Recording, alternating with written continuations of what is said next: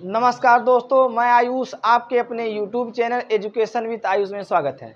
आज हम पढ़ते हैं जो अवतल लेंस होता है, अवतल लेंस द्वारा प्रतिबिंब का बनना।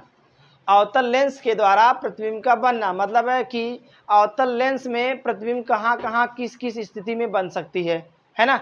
देखते हैं तो बोलेंगे जो अवतल लेंस होता है वह जब भी प्रतिबिंब बनेगा उसका हमेशा उसका कैसा बनेगा, प्रतिबिंब बोलेंगे आभासी बनेगा, क्योंकि हम उसको जब सही वास्तव में वह काट नहीं पाता है। क्या कहने का मतलब है कि जब प्रकाश की किरण क्या होती है, एक प्रकाश के अपवर्तन के पश्चात अवतल दर्पण में जाती हैं, तो पर अपवर्तन के पश्चात तो वह एक दूसरे को रियल में या बोलेंगे वास्तव में काटते नहीं हैं। वह क्या करते हैं, वह हम उसको आभास खाली करते हैं कि हाँ ये कट जाता, ऐसा कट जाएगा। तो इसलिए हम क्या बोलते हैं, जो प्रतिबिंब बनेगा उसमें आभासी बनेगा। कौन सा लेंस में बोलेंगे, अवतल लेंस में। तो देखेंगे अब बोलेंगे अवतल दर्पण या अवतल लेंस के द्वारा जो प्रतिबिंब बनेगा वह बोलेंगे दो स्थितियों में बनेंगे, या बोलेंगे दो केस होते हैं, है ना। पहला केस क्या कहता है, ठीक ना। तो पहला केस क्या कहता है, तो बोलेंगे जब वस्तु अनंत पर हो। कहने का मतलब है कि वस्तु को हम बहुत दूर रख दे रहे हैं, अनंत पर रख दे रहे हैं, है ना।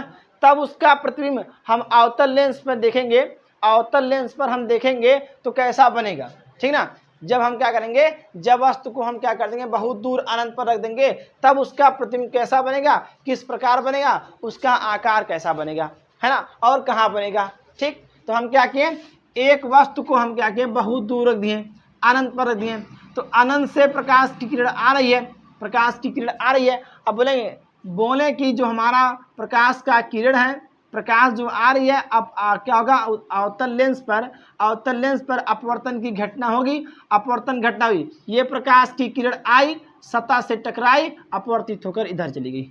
ये वाली दूसरी वाली प्रकाश की किरण आई, अपवर्तन सतह से, किसके सतह से बोलेंगे, अवतल लेंस की सतह से टकराई, अपवर्तित होकर दूर चली गई। अब देखें, आगे बढ़ाएंगे, आगे कहीं दूर ले जाएंगे, अब आगे बढ़ाते जाएंगे तो हम बोलेंगे आगे नहीं मिलेगा, कटेगा ही नहीं। तो हम क्या किए, उसको पीछे बढ़ा लें, पीछे बढ़ाएं तो हमारा क्या हो गया, F2 पर जाके कट गया। क्या हो गया, F2 पर कट गया।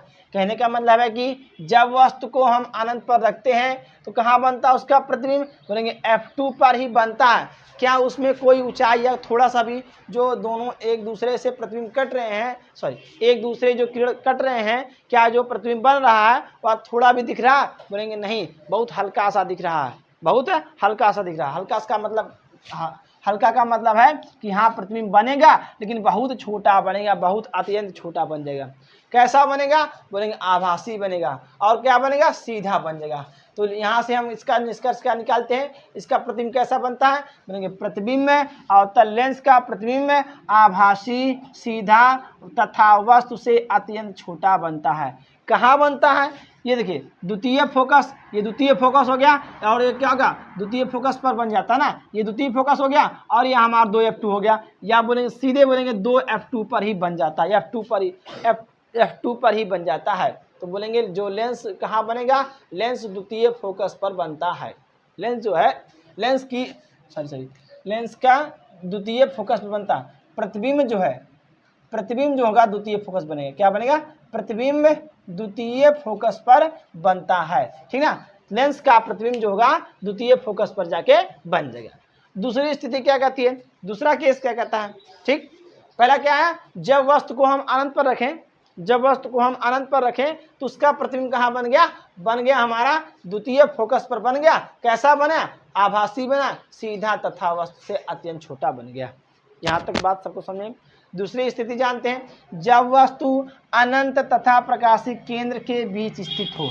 जब वस्तु क्या है, अनंत पर, अनंत मतलब बहुत दूर, प्रकाशिक केंद्र बोलेंगे, प्रकाशिक केंद्र ये हो गया, प्रकाशिक केंद्र यहाँ हो गया। अब इसके बीच कहीं रख दिया जाएगा, अनंत पर और प्रकाशिक केंद्र के बीच में कहीं रख देते हैं। अवतल लेंस में जब वस्तु को अनंत तथा प्रकाशिक केंद्र के बीच में रखते हैं, चलिए रख के देखते हैं।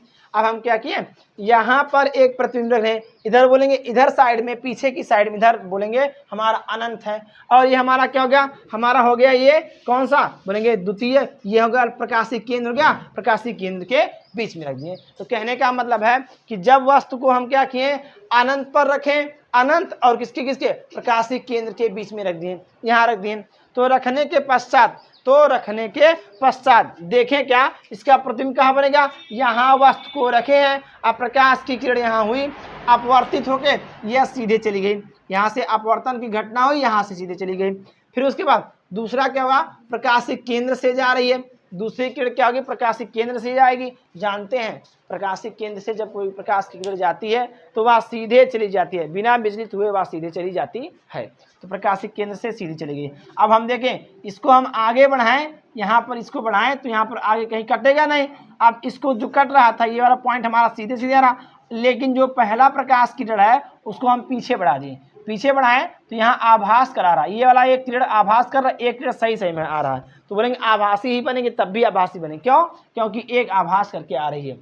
तो हम क्या किए, हम इसको पीछे बढ़ाएं तो यहाँ पर कट रहा, कहाँ कहाँ बन रहा प्रतिबिंब, बोलेंगे कैसा बनेगा, बोलेंगे वस्तु के आकार से छोटा बनता है, वस्तु के आकार से छोटा बनता है, कैसा बनता है, सीधा बनता है, आभासी बनता है, और कहाँ बनता है, बोलेंगे यहाँ पर टू और किसके, प्रकाशीय केंद्र के बीच बनता है। कहाँ का, द्वितीय फोकस, लेंस के द्वितीय फोकस, और कहाँ बनता है, प्रकाशीय केंद्र के बीच बन जाता है।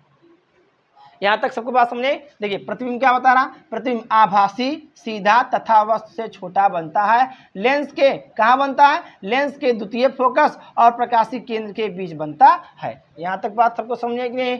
चलते हैं आगे बढ़ते हैं, प्रकाशीय केंद्र। अब बोलेंगे अवतल लेंस हमारा यहाँ पर खत्म हो गया। अवतल लेंस के द्वारा प्रतिबिंब दो तरीके से खाली बनेगी, एक अनंत पर रहेगा और एक अनंत और प्रकाशीय केंद्र के बीच में कहीं रखा जाएगा।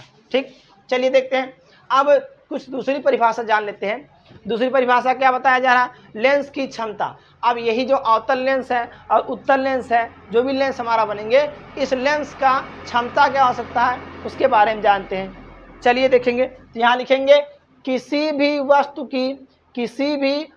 की मीटर में मापी गई फोकस दूरी के व्युत्क्रम को हम क्या कहते हैं, लेंस की क्षमता कहते हैं। क्या कहते हैं, लेंस की क्षमता कहते हैं। तो लेंस की क्षमता हम बोलेंगे, लेंस की क्षमता को किससे प्रदर्शित करेंगे, बोलेंगे पी से प्रदर्शित करेंगे। तो यहाँ से बढ़ते हैं, लेंस की क्षमता P बराबर क्या बताया गया, किसी भी वस्तु की मीटर में मापी गई फोकस दूरी के व्युत्क्रम माने उल्टा, के कर फोकस दूरी के उल्टा। तो यहाँ से बोलेंगे लेंस की क्षमता P बराबर 1/, कितने के, बोलेंगे F के। 1/, क्या बोलेंगे, F के। 1/F मतलब कहने का है जो हमारा फोकस दूरी है वह मीटर में मापी गई, लेकिन किसके, व्युत्क्रम के, वह किसके बराबर होता है, लेंस की क्षमता के बराबर होता है। तो यहाँ से फार्मूला क्या आएगा हमारा, प्राप्त हो जाएगा P बराबर प्राप्त होगा 1/F मीटर में। ठीक ना, ये हमारा क्या प्राप्त होगा, जो हमारा सूत्र प्राप्त होगा, P बराबर कितना प्राप्त होगा, 1/F मीटर में मापेंगे। ठीक ना, तो फोकस की लेंस की क्षमता जो है वह कितना बराबर होगा, 1/F के बराबर होगा। ठीक, आगे बढ़ते हैं। अगर यही कंडीशन चेंज कर दिया जाए, मीटर के जगह पर सेंटीमीटर आ जाता, तब क्या बोलेंगे, तो बोलेंगे यदि फोकस दूरी सेंटीमीटर में दी गई हो तो तब क्या करेंगे, तब बोलेंगे लेंस की क्षमता क्या प्राप्त होगी। हम जानते हैं 1 मीटर बराबर कितना सेंटीमीटर, बोलेंगे 100 सेंटीमीटर। तो 100 मीटर को हम चेंज करेंगे किसमें, सेंटीमीटर में। क्या लिख दिए, सेंटीमीटर, एक के स्थान बोलेंगे 100/F सेंटीमीटर में हो जाएगा। तो यहाँ से सूत्र क्या प्राप्त होगा, यहाँ से सूत्र हमारा प्राप्त हो जाएगा P बराबर प्राप्त होगा 100/F सेंटीमीटर में। ठीक है, ये क्या प्राप्त हो जाएगा, हम बोलेंगे जो फोकस दूरी है, लेंस की क्षमता है, लेंस की क्षमता हमारा प्राप्त होगा, फोकस दूरी सेंटीमीटर में प्राप्त हो जाएगी। ठीक, 100/F रहेगा तो हम बोलेंगे सेंटीमीटर में रहेगा, और 1/F रहेगा तो बोलेंगे 1/F। F का मतलब फोकस दूरी हमारा क्या हो जाएगा, मीटर में होगा। आगे बढ़ते हैं। अब बोलेंगे इसका मात्रक बताइए, तो हम क्या बोलेंगे, जो हमारा लेंस होता है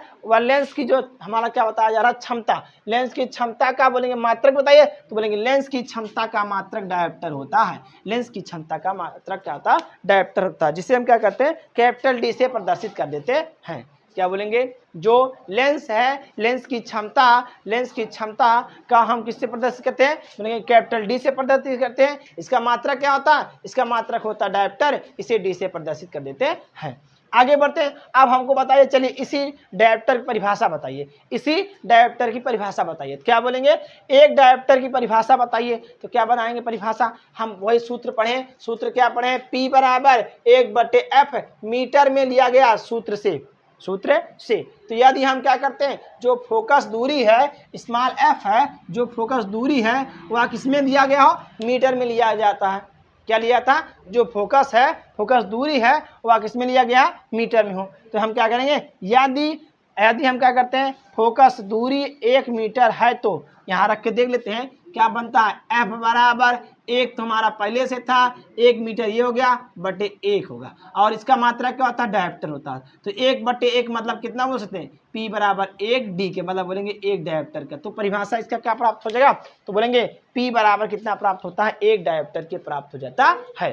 ठीक, अब परिभाषा इसके लिख देते हैं। तो लिखेंगे, यदि किसी लेंस की फोकस दूरी 1 मीटर है तो उस लेंस की क्षमता 1 डायोप्टर कहलाता है। क्या बोलेंगे, यहाँ से बोलेंगे, यदि किसी लेंस की फोकस दूरी 1 मीटर है तो उस लेंस की क्षमता 1 डायोप्टर कहलाता है। 1 डायोप्टर की परिभाषा यहाँ पर प्राप्त हो जाएगा। ठीक।